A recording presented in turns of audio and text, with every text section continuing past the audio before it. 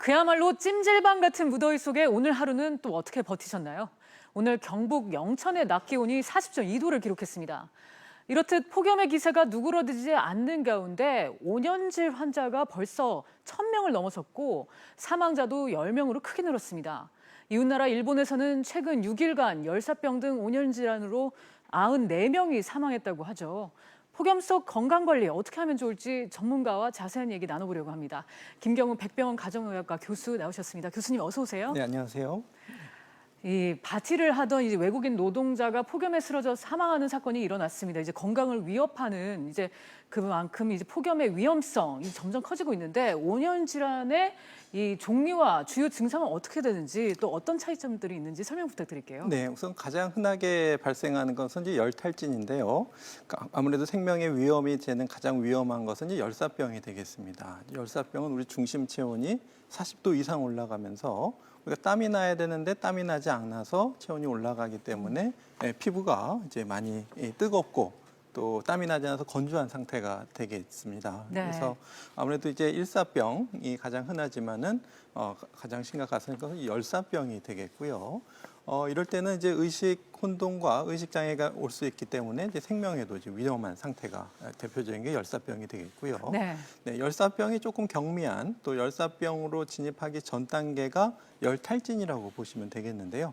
체온이 40도까지 올라가 있지는 않지만 막 탈수가 되어 있고 많이 지쳐 있고 그렇기 때문에 창백하고 혈압이 떨어진다던가 땀이 많이 나는 이런 위험한 상태가 또 열탈진이 되겠습니다. 네. 그다음에 이제 대표적인 온열 질환이 열경련이 되겠는데요. 말 그대로 근육이 경련을 하는 건데 팔이라든가 다리라든가 어느 부위에든지 생기실 수가 있겠고 아무래도 땀을 많이 흘리시면서 전해질 조절에 문제가 생기시면서 근육이 경련이 생기는 것이 이제 대표적인 온열 질환이 되겠고요. 그다음에 이제 열사병까지는 아니지만 열실신이라는 건 이제 어지러움과 함께 또 짧은 시간 일시적으로 의식이 또 떨어지는 열실신이라는 것도 있겠고요. 또 한 가지는 열부종이라 그래서 이제 손이나 발에 열 손상으로 인해서 일시적으로 이렇게 붓는 온열 질환이 있겠고요. 그밖에 이러한 열 때문에 생기는 다양한 온열 질환들이 존재할 수 있겠습니다. 네. 올해 들어서 이제 작년에 비해서 5년 질환자 수가 크게 늘었다고 하는데 이 5년 질환이 나타날 경우에는 응급 조치나 대처는 어떤 식으로 해야 하나요? 예, 우선 가장 위험한 것이 열사병인데요. 딱 보셨을 때 의식을 잃고 횡설수설하신다던가 비틀비틀거리고 제대로 잘 몸을 못 가누신다 네. 이러면은 119를 통해서 빨리 병원으로 이송하셔야 되겠습니다. 이송을 기다리시는 동안 환자를 좀 서늘한 곳으로 옮긴 다음에 자세를 좀 눕혀놓고요. 체온을 낮춰주기 위해서 수분을 가해줘서 냉스포를 한다든지 아니면 바람을 씌워줘서 체온이 이제 빨리 낮아질 수 있도록 조치를 취해 주셔야 되겠고요. 또 의식 혼미까지는 아니지만 매우 심하게 피곤하고 어지럽고 뭔가 쉬고 싶고 이러한 열탈진 증상이 나타날 때도 역시 작업을 즉시 중단하시고 네. 서늘한 곳으로 이동하시면서 관찰하셔서 증상이 좋아지지 않으면 이럴 경우에도 역시 119로 후송하셔야 되겠습니다. 네, 아무래도 5년 질환자는 야외에 있을 때 주로 많이 발생을 할 것 같은데 장소별이나 뭐 시간대별로 뭐 특징이 있을까요? 예, 통계적으로 보면 확실히 야외 작업장이 가장 많이 발생을 했고요. 네. 또 다른 야외 작업장 중에 하나가 이제 논밭이 되겠습니다. 그래서 논밭이라든가 야외 건설 현장이라든가 이런 데서 이제 온열 질환이 가장 많이 생기겠고 그 밖에도 이제 길가에서 걷다거나 아니면 집 주변에서 일하시다가 또 온열 질환이 또 많이 생기시는 경우가 있겠고요. 또 많지는 않지만 16%에서는 실내에서 집이라든가 아니면 또 실내 작업장이라든가 또 아니면 비닐하우스 이런 실내에서도 또 잘 생길 수가 있기 때문에 실내라고 방심하셔서는 안 되겠습니다. 그렇군요. 특히 이제 어린아이와 고령자분들 또 질병을 갖고 계신 분들이 특히 이제 주의를 하셔야 될 것 같은데 나이대별로 또 질병별로 좀 대처할 수 있는 방법이 있을까요? 예, 그렇습니다. 확실히 이제 나이가 많으신 어르신들이 취약하고요. 또 나이가 어린 노약자들이 또 이제 많이 위험하게 되겠는데요. 특히 이제 사망자 중에 절반은 80세 이상 고령의 어르신이 이제 발생했고요. 네. 또 10분 중에 2명은 또 10세 이상 어린아이가 온열 질환으로 해서 사망을 해서 고령의 어르신 또 나이 어린 아이들이 위험하겠고요. 네, DNA 표를 봐도 좀 대략 그런 연령대가 아주 고령이시거나 아니면 뭐 어린 연령대가 많이 나온 것 같습니다. 네, 그렇습니다. 네, 정부가 이제 지난주에 폭염 속에 휴식 가이드라인을 이제 권고하기도 했는데 무조건 실내에만 있을 수는 없잖아요. 그래서 이제 야외 작업을 무한정 늦출 수도 없는 이 폭염에도 일해야 하는 사람들 이런 경우에는 어떻게 해야 할까요? 네, 일단은 일하시는 환경에서 시원한 물과 또 그늘 그리고 1시간에 일정 시간 10분, 15분이든 휴식 시간이 주어져야 되겠고요. 네. 또 이제 어느 정도 이제 더위에 적응되어 있으신 분들은 좀 페이스 조절하실 수가 있기 때문에 좀 일하시다가 피로 증상이라든가 뭔가 쉬고 싶은 증상이 생기실 때는 작업을 중단하고 휴식하시는 것이 필요하시겠고요. 또 틈틈이 좀 시원한 데 들어갔다 나왔다 하시면서 체온을 낮춰주시는 것이 고온에 노출됐을 때 열사병 같은 거 진행되는 시간을 늦춰줄 수가 있기 때문에 네. 또 도움이 되실 수가 있겠고요.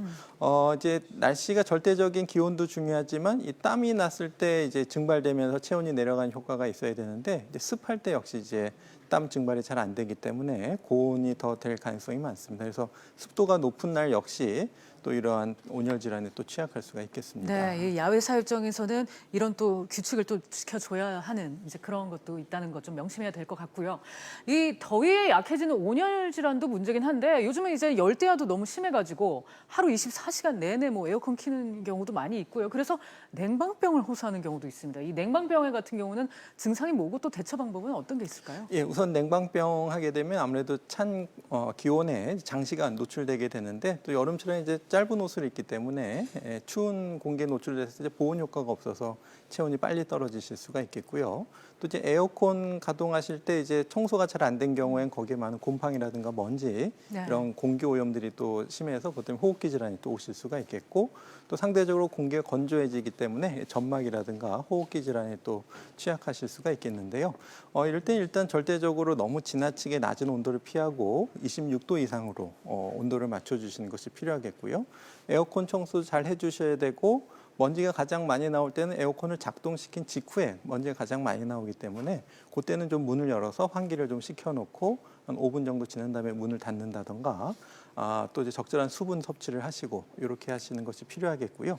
더운 날씨에 약간의 또 적응도 필요합니다. 그렇기 때문에 너무 시원한 데만 계시지 말고 또 조금 서늘한 시간에는 조금씩 더위에 노출시켜서 가벼운 운동을 하시는 것도 이러한 냉방병으로 인한 질환을 줄일 수 있겠습니다. 네, 그 밖에 이 여름철에 좀 주의해야 할 질병이 있을까요? 아무래도 대표적인 것이 식중독이 되겠죠. 네. 이게 날씨가 뜨거워지기 때문에 음식이 쉽게 상하고 부패하겠고요.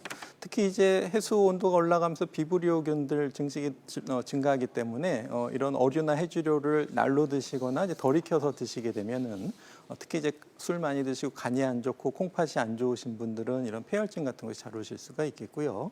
또 아무래도 자외선이 강하기 때문에 자외선으로 인한 일관 화상 같은 것도 입으실 수가 있겠고 또 모래나 이제 백사장이 뜨겁기 때문에 맨발로 다니시다 화상을 입으신다든지 그 밖에도 휴가철이 많기 때문에 이제 좀 익숙하지 않은 다양한 환경에 노출이 되게 되는데 그때 많은 안전사고들이 생깁니다. 물놀이 하시다가 익사하신다던가 네. 교통사고 또 음주운전, 졸음운전 이런 사고들이 위험하기 때문에 특히 이런 휴가지에서의 안전 규칙을 꼭 지키셔야 되겠습니다. 네. 교수님 이제 한동안 이 폭염이 이어질 것 같습니다. 뭐 쉽게 네. 없어지지 않을 것 같은데 폭염 속에서 건강 관리는 좀 어떻게 하는 것이 좋을까요? 예, 맞습니다. 폭염이 앞으로도 8월 초순, 중순 계속 지속될 가능성이 네. 있기 때문에 계속적으로 주의하셔야 되겠고요. 특히 이제 시원한 물을 충분히 섭취하셔야 되겠고, 이제 아무래도 폭염 특보가 나타날 때는 이제 피하는 것이 제일 상책입니다. 그때 야외 활동이라든가 고온에 노출되는 것을 피하시는 것이 좋겠고, 특히 이제 노약자, 특히 고령의 어르신이라든가 어린아이, 또 인지 능력이 떨어져 있는 치매나 지체 장애가 있으신 분들은 혼자서 이런 걸 할 수가 없기 때문에 주변에서 많이 도와주셔야 됩니다. 그래서 이런 분들이 혼자 고립되지 않도록 잘 도와드려야 되겠고요. 또 이제 집안에 이런 냉방기기를 설치하기 어려운 취약계층 이런 분들 같은 경우에는 그 지자체별로 각 마을에 무더위 쉼터가 있기 때문에 그런 데를 활용해서 너무 더울 때는 그런 데서 좀 시원하게 보내셔야 되겠고요. 또 이제 만성질환이 있으신 분들은 만성질환이 잘 악화되지 않게 또 심장병이나 뇌졸중 같은 것이 잘 올 수가 있기 때문에 만성질환을 잘 관리하셔야 되겠습니다. 네. 오늘은 김경우 교수 모시고 폭염 속의 건강관리법 관련해서 자세히 알아봤습니다. 교수님 오늘 시간 감사드립니다. 네, 감사합니다.